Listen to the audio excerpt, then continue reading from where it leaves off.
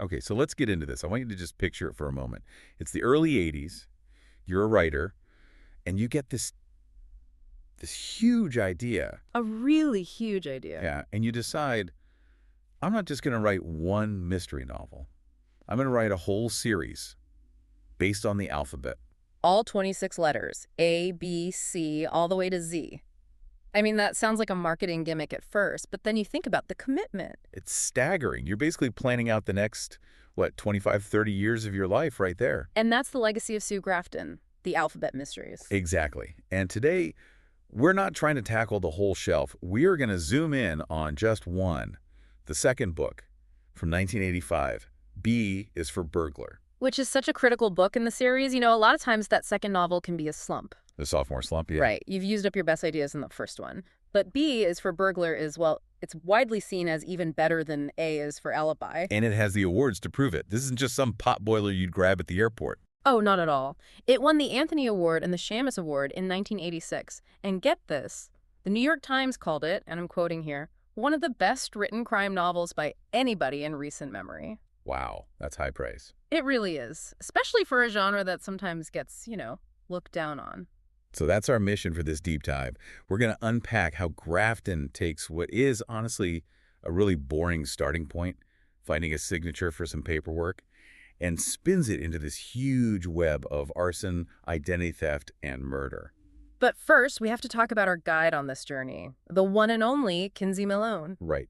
If you're expecting some brooding, alcoholic male PI, you're in for a surprise. She is a splash of cold water. She's based in Santa Teresa, which is Grafton's fictional Santa Barbara. She's practical, fiercely independent. I love that she feels so real. She cuts her own hair with nail scissors. Drives a beat-up old Volkswagen. She's not trying to save the world. She's just trying to pay her rent. Exactly. And that's really front and center here because the case she takes on is, well, it's deceptively simple. It really is. So the setup is this. A woman named Beverly Danziger walks into her office. And Beverly is a handful, let's put it that way. She's wealthy, a bit abrasive, and she has this very administrative problem. She needs to find her sister, Elaine Boldt. Just to get a signature, there's an inheritance, and they can't get the money until Elaine signs off on the paperwork. So the job is literally, find my sister, get her signature. That's it. And the story Beverly tells is that Elaine was last seen taking a cab. She was heading to her condo in Boca Raton, Florida for the winter. The classic California snowbird move. Right. But the problem is, Elaine seems to have just vanished. She got in the cab, but she never showed up in Florida. Now, Kinsey's first reaction is, she almost doesn't take the case. She thinks this isn't a job for a PI. It feels like a family squabble. Like the sister is probably just ignoring her, but, rent's due. So she takes the retainer. And that simple case starts to unravel almost immediately. It does. When she starts making calls to Florida, she hits a wall. There is absolutely no trace of Elaine Boldt. She's just gone. Completely. And this is a really smart choice by Grafton because it isolates Kinsey. Remember, this is 1985. No internet, no cell phone pings? No. She's stuck in California, relying on long-distance calls in her gut. And eventually, her gut tells her she has to go see for herself. She flies to Florida. And that's where we meet the first big red flag, the tenant. Pat Usher. Right. Kinsey gets to Elaine's condo in Boca Raton. She's expecting it to be empty, maybe a little dusty. Instead, this woman, Pat Usher, is just living there. And Pat has this very neat, very convenient story. She says she's subletting. Oh, Elaine just decided to take a spontaneous trip around the world, and she's just watching the plants. Which, maybe that could be true. People do that. But Kinsey immediately spots a hole in the story. The postcards. This is such a great little piece of detection. Break that down for us. Why are the postcards so important? Well, Pat Usher shows Kinsey all these postcards she's gotten from Elaine. See? Here's one from London, one from Paris. She's fine. Okay. Seems plausible. But Kinsey's already checked with everyone back in California. The sister, Beverly, friends, neighbors, and guess what? Nobody else has heard from her. Not a word. Now, if you're on the trip of a lifetime, you might send a card to your house sitter, sure. But you're definitely sending one to your family. It just rings false. Totally. It feels like someone is trying to create a story. Look, she's alive, stop looking. But for Kinsey, that just makes her dig in deeper. So now she knows Pat Usher is lying about something. But she can't just stay in Florida forever. And this is where we see one of Kinsey's real strengths. It's not fighting, it's her people skills, her networking. She recruits Elaine's elderly neighbor, a woman named Julia. I love Julia. She's the classic nosy neighbor, but weaponized for good. Exactly. Kinsey basically asks her, can you just keep an eye on this apartment, on Pat Usher? And that frees Kinsey up to go back to California and work the other end of the problem. And back in Santa Teresa, the whole thing gets a lot darker. The case goes from a simple missing person to something much more violent. Because the timeline starts to line up with another crime, a local tragedy. The Grice case. Let's lay this out. Elaine lived next door to a couple, the Grices. Marty Grice and her husband. And about a week before Elaine supposedly left for Florida, there was a brutal home invasion at their house. A burglar broke in, killed Marty Grice, and then set the house on fire to cover it up.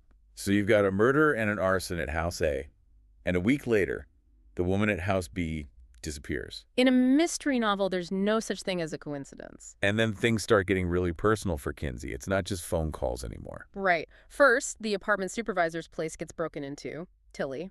She was holding Elaine's mail. And the burglar wasn't looking for cash. No, they were looking for documents.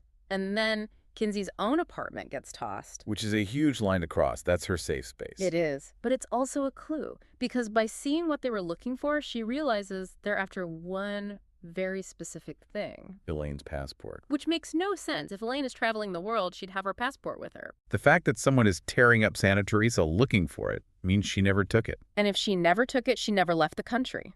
The whole story is a lie. Oh. Now, while all this is happening, her relationship with her client, Beverly, just completely implodes. It does, because Kinsey does the logical thing. She says, look, there have been break-ins, your sister is missing, we need to go to the police. And Beverly's reaction is not what you'd expect. She freaks out. She is absolutely, violently against involving the cops. She just wants her money. So what does Kinsey do? She fires her client. That's such a great character moment. The truth matters more than the paycheck. It frees her up. She technically starts working for Julia, the neighbor in Florida, so she can bring in the police on her own terms. She partners up with an officer named Jonah Rogg. And they uncover that Beverly's motives were even worse than just greed. Turns out Beverly's husband, Aubrey, was having an affair with the missing sister, Elaine. And Beverly knew. She knew. So now you have a client who hated her sister and wanted her money. She looks like a major suspect. So Kinsey is now convinced Elaine is dead. She feels it, and her focus goes right back to Pat Usher. And Pat makes a mistake. She feels the pressure, trashes the Florida condo, and disappears. But she leaves a trail. A paper trail. Kinsey finds out that Pat Usher applied for a driver's license, but she used the name Elaine Boldt. Identity theft. Clear as day. Exactly. But that only proves Pat is a fraud. It doesn't prove what happened to the real Elaine. For that, the answer is back in the ashes of the Grice house. And it comes from a teenage kid, Mike, who was the dead neighbor's nephew. Right. He's a bit of a delinquent, but he was there the night of the fire, and he confesses to Kinsey that he saw something. But his timeline, it doesn't match the police report. Not even close. And that discrepancy, that gap in the timeline, it makes the official story of a burglary impossible. That's the aha moment. That's when it all clicks into place. And the truth is just horrific. The body that was found in the fire. The one they identified as the neighbor, Marty Grice. It wasn't Marty. It was Elaine Boldt. That is just chilling. So let's walk through this, because it's a complicated scheme. The neighbors, the Grices, they murdered Elaine. Their plan wasn't just to kill her, it was to steal her identity and her money. But how do you make one body look like another in 1985? You burn it first to make it visually unidentifiable, and then you focus on the one thing they used for identification back then. Dental records. Exactly.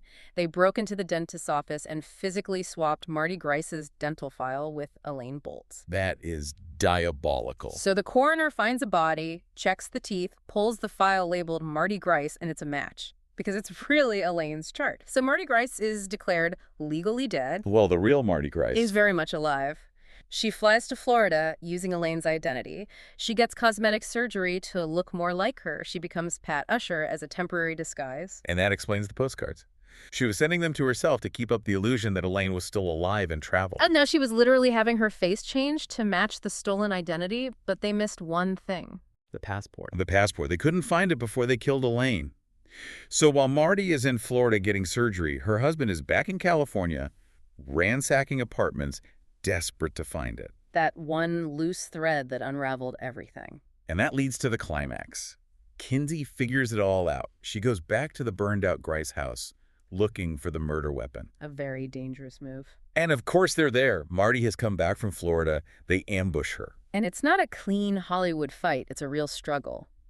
Marty Grice actually gets shot in the arm. But Kinsey is tough and pragmatic. She manages to get control of the situation and call for help. So justice is served.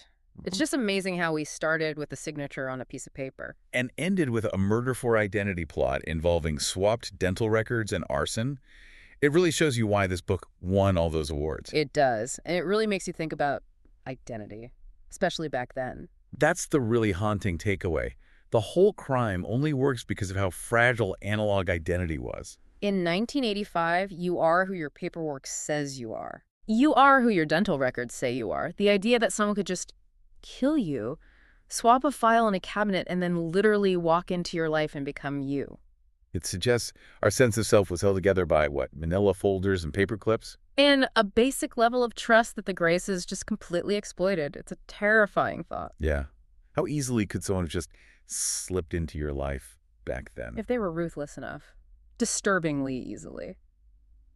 Well, thank you for joining us for this deep dive into Sue Grafton's B is for Burglar, a true classic of the genre. It was a pleasure. It's always great to revisit Santa Teresa. So keep asking questions and stay curious. We'll see you on the next deep dive.